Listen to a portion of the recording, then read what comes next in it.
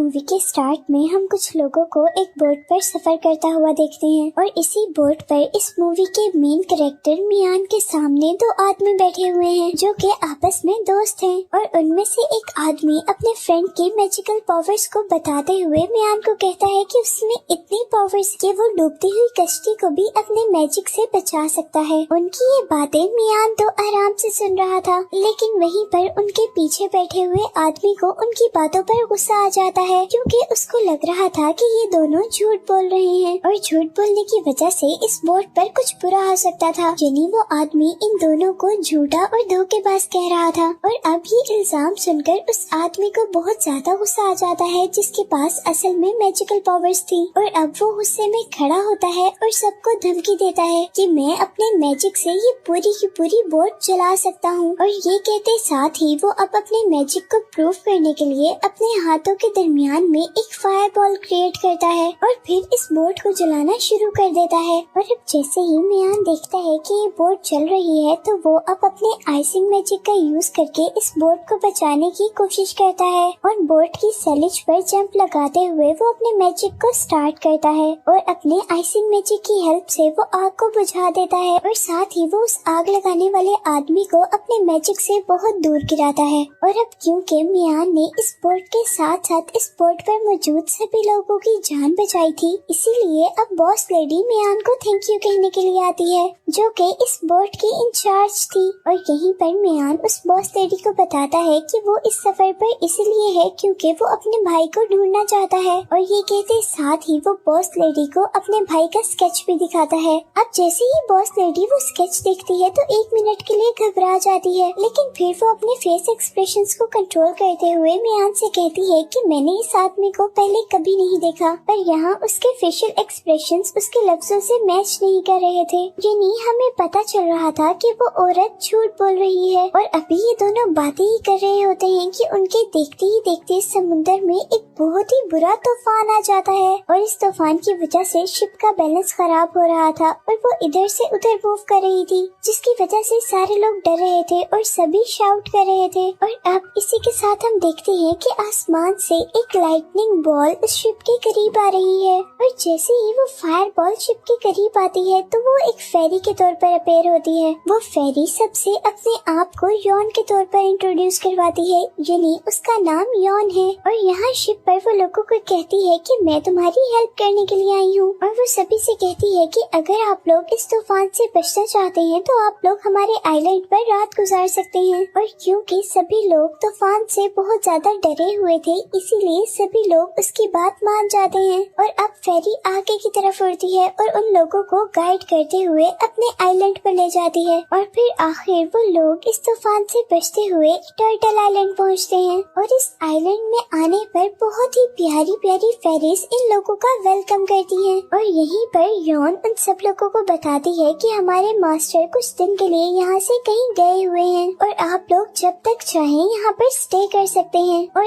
अब वो सभी लोग अपने सेवियर्स को यानी उन फेरीज को थैंक यू करते हैं अपनी जान बचाने के लिए। जहाँ उन सब लोगों के सामने एक बहुत ही ब्यूटीफुल फेरी कंटिन्यूअसली डांस कर रही थी और सभी लोग अपने आप को इस आइलैंड पर सेफ फील कर रहे थे क्योंकि अभी उन्हें ये नहीं पता था कि उनके सामने कोई खतरा भी आने वाला है। और ये खतरा एक जायंट मॉन्स्टर था जो कि इस आइलैंड के पास समुद्र में रहा करता था और वो बहुत ही बेदर्दी से लोगों को खाया करता था। इस वक्त जब सभी लोग उस फेरी की परफॉर्मेंस से एंटरटेन हो रहे थे तभी मियान को इस फेरी में कोई इंटरेस्ट नहीं था क्योंकि वो यहाँ अपने भाई को ढूंढने आया था और उसे अपने भाई को ही ढूंढना था। और अब इसी काम के लिए वो उठकर फेरी यॉन के पास जाता है। मियान उस फेरी को अपने भाई का स्केच दिखाता है और यहाँ पर भी वही होता है जो बॉस लेडी के साथ हुआ था। यानी पहले तो यॉन यानी वो फेरी 1 मिनट के लिए घबरा जाती है और फिर वो अपने फेशियल एक्सप्रेशंस को कंट्रोल करते हुए उससे कहती है कि मैंने तो इस आदमी को कभी नहीं देखा।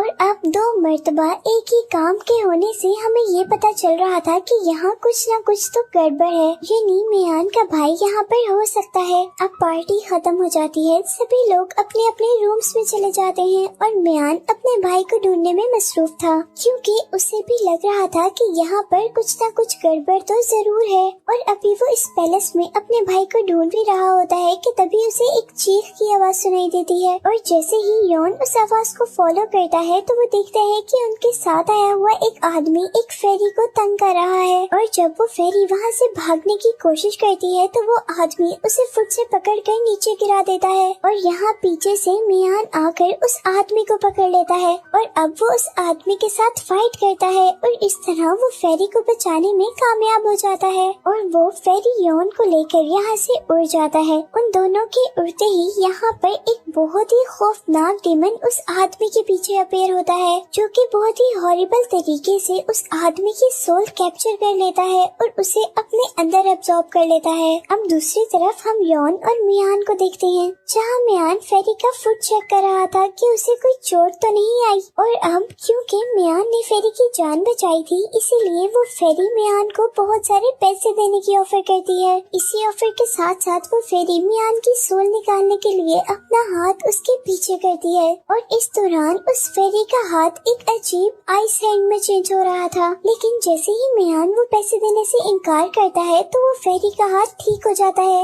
यानी उसका हाथ नॉर्मल हो गया था और अब वो मियान की सोल नहीं निकाल रही थी। अब इसके बाद फेरी मियान को इससे भी ज्यादा कीमती चीजें ऑफर करती है और साथ ही एक और बार अपना हाथ मियान को मारने के लिए उसके पीछे करती है, लेकिन जैसे ही मियान उन सारी चीजों को लेने से इनकार कर देता है तो उस फेरी के दिल में भी रहम आ जाता है और वो अब मियान को जिंदा ही छोड़ देती है, क्योंकि उसे मियान का दिल बहुत ही सच्चा और साफ लगा था और ऐसे मियान सेफली वहाँ से चला जाता है। अब दूसरी तरफ हम देखते हैं कि इन लोगों में से आए हुए एक आदमी को एक बहुत ही ब्यूटीफुल फेरी अपनी तरफ अट्रैक्ट करती है और वो आदमी उसकी ब्यूटी से इम्प्रेस होते हुए बहुत ही खुशी से उसके करीब जाता है और यहाँ ये फेरी बहुत ही बेदर्दी से उस आदमी की सोल कैप्चर कर लेती है, क्योंकि उसे ये सोल अपने मास्टर को देनी थी। यहाँ जैसे हमने पहले देखा कि यॉन ने वो फेरी मियान की सोल कैप्चर करने की कोशिश कर रही थी और उससे पहले एक ब्लैक डीमन ने एक आदमी की सोल कैप्चर की थी और यहाँ अभी फेरी एक और आदमी की सोल कैप्चर कर रही थी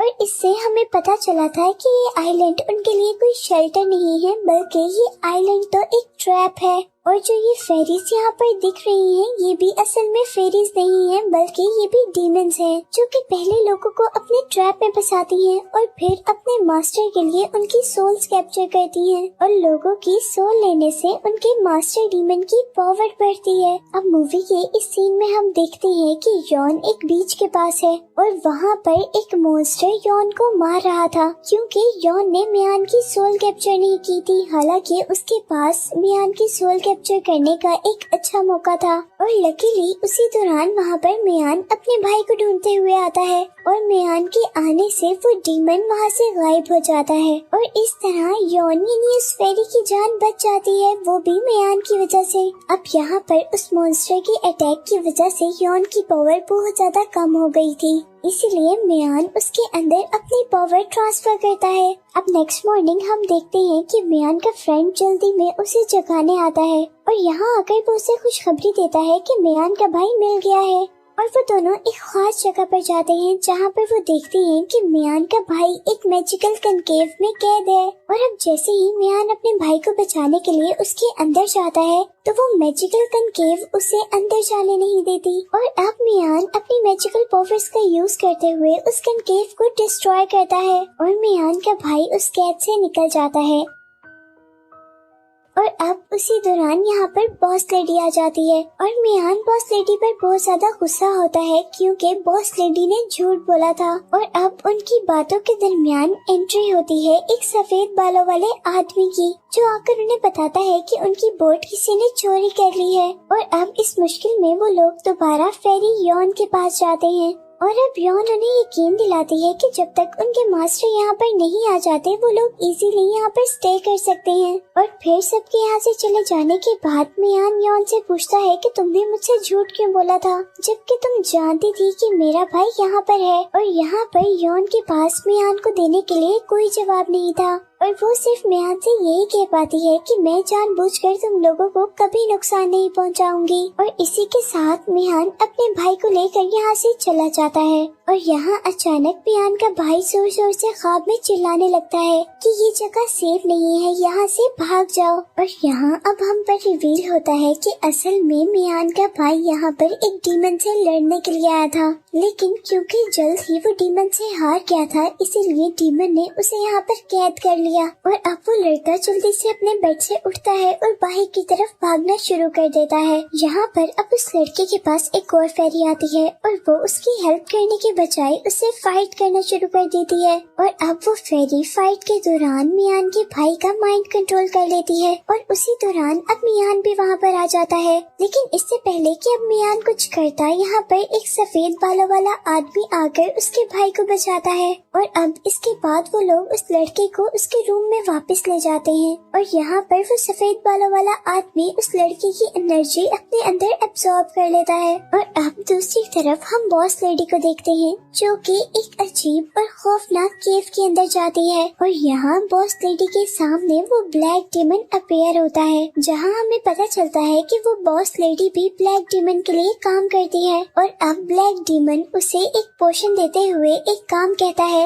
जिसमें उसे मियान और उसके भाई को इस केव तक लेकर आना था। और यहीं पर अब दोबारा हमें मियान और उसके भाई को दिखाया जाता है, जहाँ मियान के भाई को होश आ गया था, लेकिन यहाँ पर वो काफी अजीबोगरीब बिहेव कर रहा था। और इसी दौरान अब दोबारा वहाँ पर बॉस लेडी आती है और वो मियान और उसके भाई से कहती है कि मेरे पास एक गुड न्यूज है। वो बताती है कि इस आइलैंड के मास्टर आ गए हैं और उन्होंने हमें वापस घर जाने के लिए एक बोट ऑफर की है। और इसके बाद वो बॉस लेडी उन दोनों भाइयों को लेकर उस केव की एंट्रेंस तक आ जाती है और उन दोनों से कहती है कि इस केव की दूसरी साइड पर सभी लोग तुम्हारा वेट कर रहे हैं। पर यहाँ आने पर मियान को फील होता है कि यहाँ कुछ न कुछ तो गड़बड़ है। और उसी दौरान मियान के भाई की आंखें रेड हो जाती हैं और वो अपने हाथ से एक स्वॉर्ड क्रिएट करता है। और अब मियान का भाई उस पर अपने स्वॉर्ड से अटैक करना शुरू कर देता है। यहाँ पर मियान कॉन्टिन्यूसली अपना डिफेंस कर रहा था और इसी डिफेंस के दौरान अब मियान अपने भाई को नॉक करता है, जिसकी वजह से उसके अंदर आई हुई ब्लैक पावर्स निकल जाती हैं। और जैसे ही वो इविल स्पिरिट इस लड़के की बॉडी से निकलती है तो वो जल्दी से मियान यानी इस मूवी के मेन कैरेक्टर को अपनी अजीबोगरीब जंजीरों से पकड़ लेती है। और अब मियान अपने मैजिक का यूज करते हुए उस डीमन से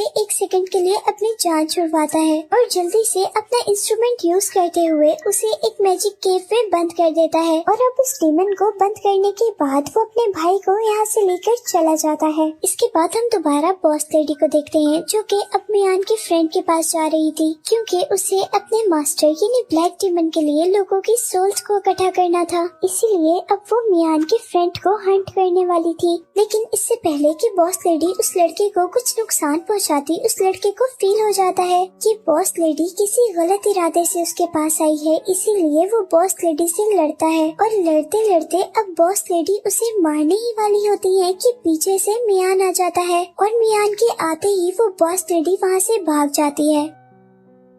और अब मियान बॉस लेडी के पीछे जाता है। मियान अब बॉस लेडी को पकड़कर उससे लड़ रहा था और अब बॉस लेडी को मारते मारते मियान बॉस लेडी को बोट की सलिश पर उल्टा लटका देता है और उल्टा लटकने की वजह से उस लेडी के सर पर रखा हुआ पोशन लिक्विड का एक जार नीचे गिर जाता है और उस पोशन के पानी में गिरने से एक बहुत ही बड़ा सी मॉन्स्टर, एक टर्टल बाहर निकलता है। और वो टर्टल पानी से निकलते ही सबसे पहले बॉस लेडी को एक ही बाइट में खा जाता है। और अब वो टर्टल इसी काम के लिए मियान की तरफ बढ़ रहा था और मियान पीछे की तरफ भाग रहा था। और अब यहाँ पर मियान को बचाने के लिए एंट्री होती है उस फेरी की। वो फेरी यौन को बचाने के बाद अब उस टर्टल को मारने के लिए हवा में जंप करती है और वो हवा में ही अपने मैजिक का यूज करते हुए एक बो बनाती है और फिर एक फायर एरो से उस जायंट मियान मॉन्स्टर पर अटैक करती है और इसीलिए वो सी मॉन्स्टर दर्द से घुर्राता है। अब यॉन जल्दी से उस मॉन्स्टर के ऊपर अपनी फायर स्ट्रिप्स से अटैक करती है, लेकिन वो मॉन्स्टर उसकी वो फायर स्ट्रिप्स खाते हुए उस पर अटैक करने लगता है।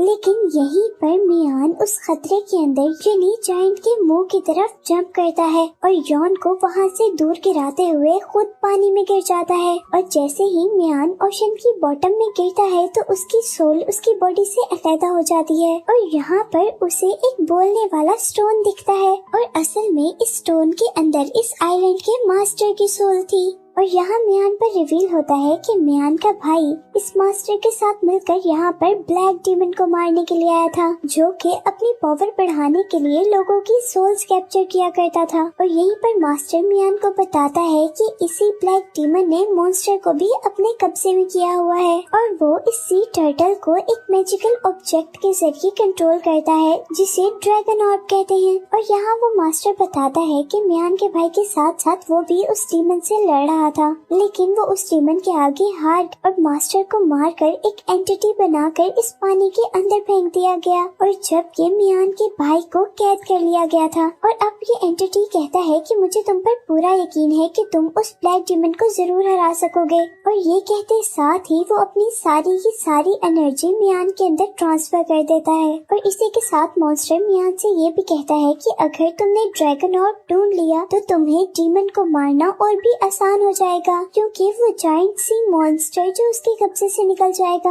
अब दूसरी तरफ हम देखते हैं कि यॉन को लग रहा था कि मियान मर गया है और वो जाकर मियान के भाई को बताती है कि मियान मर गया है। लेकिन इतने में ही मियान एक सुपर हीरो की तरह पानी में से निकल कर आता है, जिसे देखकर वो सब लोग खुश हो जाते हैं। और अब मियान पैलेस जाता है और सब लोगों को इकट्ठा करके ये सच्चाई बताता है कि यहाँ पर एक ब्लैक डीमन सब लोगों की जान ले रहा है, वो भी सिर्फ अपनी पावर्स बढ़ाने के लिए। और यहाँ वो सबसे कहता है कि उन्हें उस डीमन को मारने के लिए ड्रैगन ऑर्ब की जरूरत है, जिस बात पर यॉन कहती है कि हमने यहाँ पर कभी भी ड्रैगन ऑर्ब को नहीं देखा। और अब उनके पास कोई चॉइस नहीं थी सिवाय इसके कि वो सी मॉन्स्टर से लड़े, क्योंकि वो सी मॉन्स्टर ही एक जरिया था उस डीमन तक पहुँचने का। और अब उस सी मॉन्स्टर से लड़ने के लिए मियान अपनी टीम तैयार करके बीच तक पहुँचता है। और अब बीच के पास पहुंचने पर वो लोग उस ड्रैगन के निकलने का इंतजार कर रहे थे कि तभी यॉन एक पोशन पानी में गिराती है, जिसकी वजह से वो ड्रैगन बाहर निकल आता है। और अब क्योंकि वो मॉन्स्टर गुस्से में था और वो गुस्से में ही सभी लोगों पर अटैक कर रहा था, और यहाँ पर बाकी लोग उस मॉन्स्टर से डिफेंस करने के लिए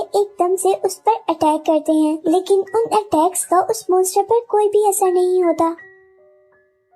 और अब यहाँ पर मियान अपने मैजिकल इंस्ट्रूमेंट की हेल्प से उस टर्टल को दूर करने की कोशिश करता है और वो उस टर्टल को कैद करने में कामयाब भी हो जाता है। और ऐसे यहाँ पर सबको एक मिनट के लिए लगता है कि उन्होंने उस सी टर्टल को हरा दिया है, लेकिन ऐसा कुछ भी नहीं होता। वो सी टर्टल एक मिनट में ही उस सारी सील को तोड़ लेता है और अब यहाँ पर वो जायंट टर्टल पूरा का